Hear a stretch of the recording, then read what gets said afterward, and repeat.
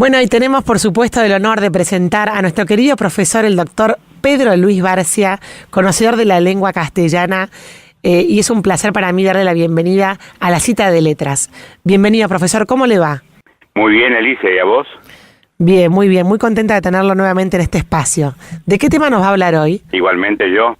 Me estoy despidiendo porque con pocos días más ya no voy a poder participar de la radio, porque tengo muchos compromisos en el interior que me hacen salir de acá. Te aclaro para que tus oyentes, si hay alguno que todavía sigue escuchando lo que yo digo, sepa que se liberan a partir de 2 o 3 programas más de mi presencia. Bueno, con duelo lo vamos a vivir, pero me parece bien porque tiene muchos compromisos. Profesor, ¿qué nos trae hoy? Bueno, hoy como siempre un picadito, hacemos una mezcla de algunas palabras y las formas de decir, algunos refranes y algunos dichos, para ir aclarando siempre cuestiones del idioma. Hoy quisiera comenzar con una distinción entre accesible y asequible, que la gente confunde como si fuera cualquier tipo de tortilla. Accesible es una persona o cosa, puede ser un texto o una casa, a la que se puede acceder con facilidad. Es decir, un edificio es accesible para un hombre que está en silla de ruedas y tiene rampa, si no es inaccesible. Un texto con cierta claridad y organización es accesible al lector. De modo que, bien sea una casa, bien sea un texto, bien sea una persona que pueden ser accesibles en el sentido de que vos podés conseguir una entrevista con cierta facilidad, como en el caso de la entrevista radial que vos hacés, pero esa persona puede que no sea asequible. Es decir, asequible significa que es una persona que no es afable, no tiene buen trato, el inasequible. Es asequible cuando tiene buen trato, cuando se puede, digamos, dialogar con él. De modo que hay gente que es accesible, porque vos podés llegar con facilidad a lograr una entrevista, pero es inasequible porque tiene mal trato con la gente que lo entrevista.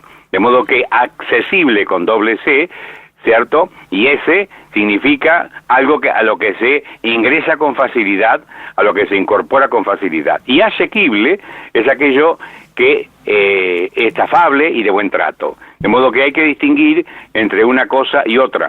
Parecidas palabras también en la ortografía son las palabras acechanza con S y acechanza con C.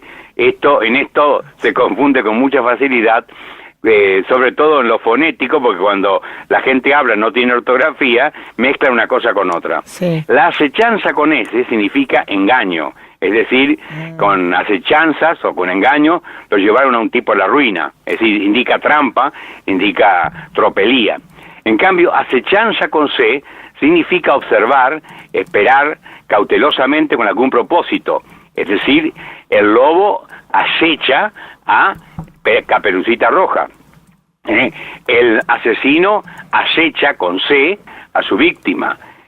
A su vez, el lobo tiende a acechanzas, es decir, engaños, para decirle a Caperucita, llevarla a la casa de la abuela, etcétera, etcétera. Es decir, engaños por un lado y por otra parte a la observación cautelosa y cuidadosa, como la víctima es observada, acechada por el victimario. Esas serían dos palabras que generalmente se confunden en la expresión. También quería conversar un poquito, y con esto voy terminando esta primera parte que tiene 3, de modo que el auditor esté tranquilo que esto concluye, la distinción entre bebe o bebé. En realidad, nosotros podemos usar la palabra bebe o bebé para masculina o para femenina, la bebe o el bebe, la bebé o el bebé. Eso es lo que permite la lengua para varón o mujer. En cambio, en la Argentina preferimos siempre usar beba y bebe. Una beba femenino y bebe masculino. Ese es el uso habitual que le damos a la expresión.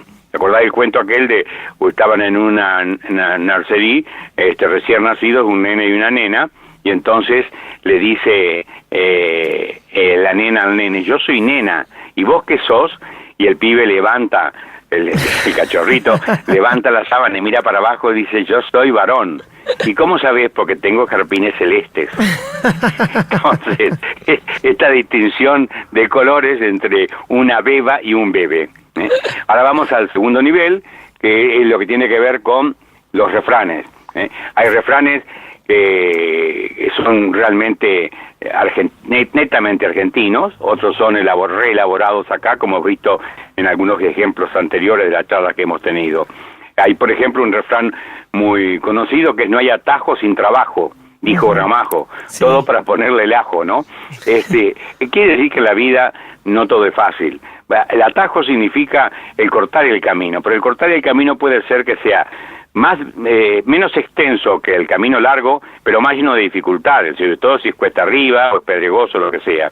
En la vida no hay formas de abreviar algunas situaciones o simplificarlas sin mayor trabajo. Es decir, que hay a veces caminos que hay que cursar, aunque sean dificultosos. Después está la ley de Gramajo, que es una ley grosera, que se usa en el campo todavía, en la ciudad ya no se usa porque no hay gallineros. En la ley de Gramajo dice que las gallinas de arriba ensucian a las de abajo. Sí. Esto indica que en la estructura política y social, sobre todo de la gente, del mundo, digo, los que están en puestos encumbrados, se hacen encima de los de abajo, digamos, les importa poco los de abajo por desatención, por falta de caridad, ¿no? Esto sería un par de refranes. Agreguemos otro que para vos tendría un refrán casero, porque le dirías a tu marido permanentemente: no arrugue que no hay quien planche. Es decir, si no plancha la mujer, el marido generalmente no sabe planchar. Salvo los Barcia, que fuimos educados por mi vieja en coser, en planchar, excepto en tejer, aprendimos todos los oficios, cocinar, de modo que éramos autosuficientes. De modo que cuando nos casamos sí nos olvidamos de todo y es la mujer que se encarga de planchar, coser, cocinar, etcétera. Dos expresiones. Y con esto voy cerrando, no quiero avisar más. Primero, pisar el palito. El tipo pisó el palito. Esto se refiere a que hay una trampa para aves, que es una especie de cajita habitualmente hecha con alambre fino para que no haya sombra, y se coloca unos granitos debajo de esta cajita levantada y apoyada en un palito levemente. Entonces, ese palito está justo en la entrada de acceso a los granos de trigo, de maíz que vos le ponés. Cuando el pajarito toca con la cola, eso te decae y queda preso. Eso significa pisar el palito, tocar el palito. En la expresión común significa aquel que cae en la trampa con facilidad. Y la otra expresión es pisar el poncho. A propósito de esto, yo recuerdo un libro de una colección que dirigí que se llamaba Biblioteca de la Cultura Argentina, que estuvo en los kioscos, hoy está desaparecida. En la calle Corrientes se encuentran ejemplares todavía. Hay un magnífico libro que se llama el duelo criollo, donde se dan las formas del duelo criollo que maneja el facón, maneja el rebenque y maneja el poncho. El poncho es parte del duelo criollo también. Entonces, ¿qué significa pisar el poncho? El gaucho, cuando entraba en duelo con otro gaucho, lo que hacía era desplegar un poco el poncho sobre el suelo, dejarlo envuelto en el extremo en la mano, en el brazo izquierdo, y avanzaba y hacía avanzar al otro. Cuando el otro llegaba mirándole a los ojos con el facón en la mano, pisaba el poncho y el tipo pegaba un sacudón, lo tiraba al suelo y entonces lo ensartaba. Se disgraciaba el hombre y a partir de ese momento lo va a tener encima esta pesadumbre que tiene Martín Fierro, después de haber liquidado al Moreno, que le da movimientos lentos, arrepentido de lo que ha hecho. Bueno, pisar el poncho significa entonces, en lo común, caer en la trampa del otro, caer en la acechanza, con ese, en este caso, en la acechanza que el otro le tiende para liquidarlo. Y me parece que con esto ya es suficiente como para una entrega y nos veremos otro día. Muchos cariños, hasta luego. Muchísimas gracias, profesor, clarísimo y muy interesante con sus anécdotas como siempre. Adiós.